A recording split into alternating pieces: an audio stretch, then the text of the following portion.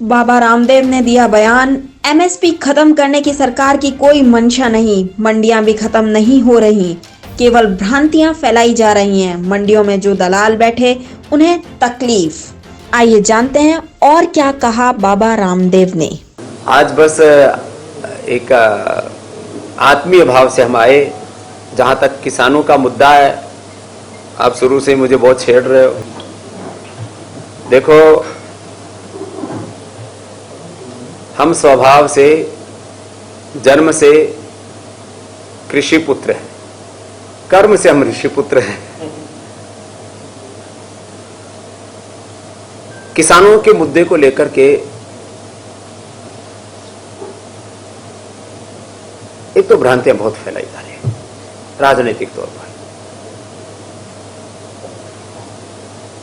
MSP कहीं खत्म करने का ना कोई जिक्र है और ना कोई सरकार की मंशा मुझे लगी, क्योंकि मैंने तो प्रधानमंत्री जी से भी बात की है, देश के कृषि मंत्री नरेंद्र सिंह तोमर जी से भी बात की है, आदरणीय अमित शाह जी से भी मेरा संवाद होता रहता है। मुझे तो ऐसा कहीं पर कोई लगा नहीं कि कोई एमएसपी खत्म करने का कोई सरकार का कार्यक्रम है। दूसरी बात,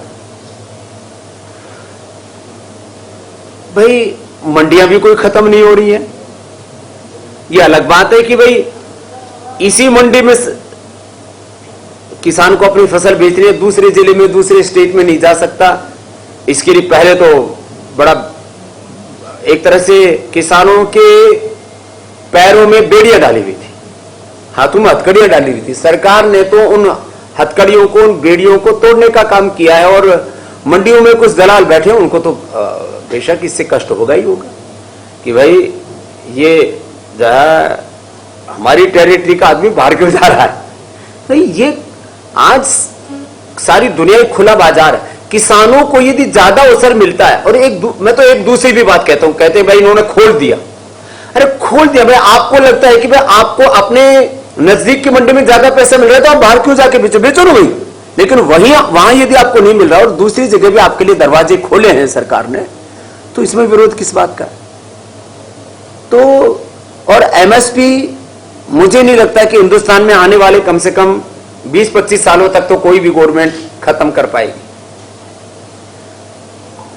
शायद पता नहीं कुछ 1-2 स्टेटों में एमएसपी नहीं था, या उसके ऊपर एक्टिव रूप से सरकारें काम नहीं कर रही थी। मुझे जानकारी मिली है कि जहां एमएसपी नहीं था वहां भी एमएसपी लागू हो रहा। अब तो बिहार, पश्चिम बंगाल, वहां भी एमएसपी पर लेना पड़ेगा। तो जहां एमएसपी नहीं था वहां लागू हो रहा, हटाने की तो बात ही नहीं। फिर ये बखेड़ा किस बात का। ये सब समझ नहीं आ रहा कि सारा हित में है तीनों कानून, किसानों को समझा नहीं पाए या किसान समझ नहीं पाए, या सरकार इस फ्रंट पे ढीली रहेगी कि इनके गुण बताने में। देखो, इसमें एक चीज तो मैं मानता हूं कि किसान तक अपनी बात पहुंचाना एक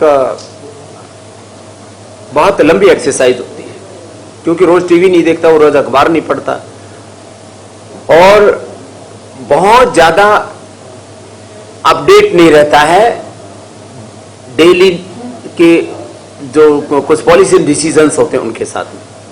तो लोगों ने इन चीजों का फायदा उठाया। इस मामले में सरकार को यदि ये निर्णय लेने से पहले एक जागरूकता अभियान चलाती या एक व्यापक तौर पर बातचीत हो जाती, तो मुझे लगता है इस तरह की गलतफहमियां नहीं हो पाती। और अभी भी यदि गलतफहमियां हुई है तो उसको दूर कर लिया जाएगा, मैं आश्वस्त हूं।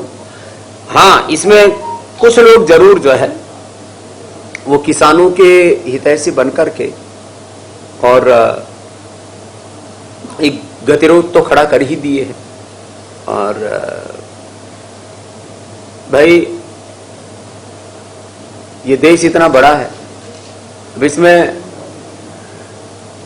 कोई भी आदमी अफवाहें तो फैला ही सकता है। तो ये विशुद्ध रूप से एक राजनीतिक अफवाह तंत्र काफी हावी है, और इससे किसानों को भी ऐसा लग रहा है कि सच में भाई जो बहुत लोग यूं बोलते हैं भाई तो गड़बड़ है। अब गड़बड़ क्या है, किसी से आप पूछ करके देखो तो उत्तर कोई नहीं दे रहा है। जो हमारे, मैं तो भाई कहने की किसान बिरादरी का ही आदमी हूं, किसान बिरादरी के जो नेता है उनसे आप पूछो कि वह गड़बड़ क्या है, तो बता नहीं पाएंगे गड़बड़ क्या है। बोले भाई ये मोदी जो है किसान विरोधी है। अरे भाई क्यों है वो भी तो बता दो जरा। और ये मैं दूसरी बात कहता हूं, मोदी जी किसानों के खिलाफ नीति आखिर क्यों बनाएंगे, उनका क्या स्वार्थ है? भाई मोदी ना तो किसी एमएनसी का गुलाम है, मोदी जी ना किसी कॉर्पोरेट का गुलाम है, और मोदी जी को ना किसानों से कोई बैर है। भाई एक ऐसा आदमी जिसका ना अपना कोई घर है ना परिवार है, वो भी एक तरह से जो है फकीर आदमी है, भाई वो क्यों किसानों के विरोध में नीतियां बनाएगा? भाई एक सोचने समझने की बात है। लेकिन फिर भी भाई ये किसान विरोधी है बिल, अरे क्यों है? लॉजिकली उसको कोई बोल नहीं सकता। कल खुद प्रधानमंत्री ने काशी विश्वनाथ में खड़े होकर कहा कि राजनीति जो है गंगा जल की तरह से मैं यहाँ खड़ा होकर कह रहा हूँ, उस पर क्या कहेंगे आप? प्रधानमंत्री का जो संबोधन था, मैंने कहा ना आपको, देखो उनकी मनसा साफ है और इसमें लगता है कि अब जो काम पहले करना चाहिए था सरकार को, थोड़ी चूक हुई है। मैं तो बोल रहा हूँ, देखो मैं तो गवर्नमेंट का आदमी हूं नहीं और ना मैं कोई बीजेपी का प्रवक्ता हूं। आप हमारे ब्रांड एम्बेसडर हो सर। ठीक है, आप लोग प्यार करते हो, मैं आपका हूं, मैं थारा और थे हमारे हो, इतनी बात ठीक है। लेकिन जो सरकार से एक चूक हुई है, यदि ये कृषि कानून लाने से पहले, कृषि बिल लाने से पहले सभी किसानों के प्रमुख लोगों से मिलजुल करके और ये बातचीत का प्रोसेस पूरा कर लेती तो आज ही बखेड़ा नहीं होता। अब वही प्रोसेस इनको करना पड़ेगा पूरा, कि अपनी पूरी मनसा और सारे कानून के जो छोटे छोटे पहलू हैं उनको एक्सप्लेन करना पड़ेगा। तो जरूर इसमें एक वक्त लगेगा, एक लंबी एक्सरसाइज करनी पड़ेगी, लेकिन ये मुद्दा शांत हो जाएगा। आप किसानों से क्या अपील करेंगे? जो ये अफवाहें हैं, जो चीजें हैं, आपकी तरफ से क्या अपील है? देखिए मैं तो दो बातें कहूंगा। एक बात तो भाई किसी भी तरह से कोई आगजनी, कोई भी राष्ट्रीय संपत्ति का नुकसान नहीं होना चाहिए, किसी भी प्रकार की कोई जान माल की हानि नहीं होनी चाहिए। एक बात तो ये। दूसरी बात कि भाई इसमें उनको यदि कहीं पर भी मन में किसी भी बात को लेकर के जो शंका है वो सारी शंकाएं रखें।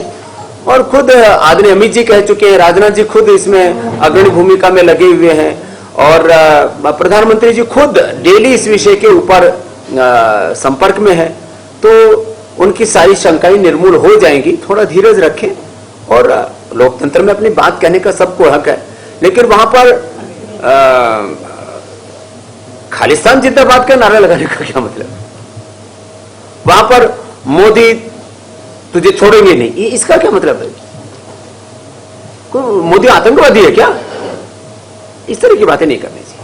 सर ये जो इन किसान मांग कर रहे हैं कि एक नोटिफिकेशन आ जाए या कानून में कहते हैं कि एमएसपी सुनिश्चित बनाई जाएगी, लिख के दे दें, उसका समर्थन करते हैं या किसानों को इस मामले पर कुछ समझाना चाहते हैं? देखो भाई इसमें, इसलिए मैंने बोला ना, मैं तो एक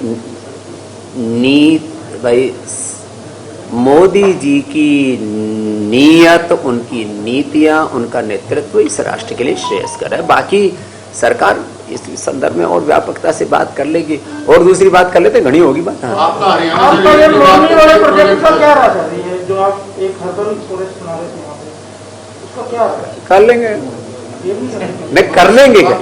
बाकी कुछ और योजनाएं हों हरियाणा की? D5 चैनल हिंदी इस बयान के बारे में कोई भी पुष्टि नहीं करता है। Bureau report, D5 channel Hindi.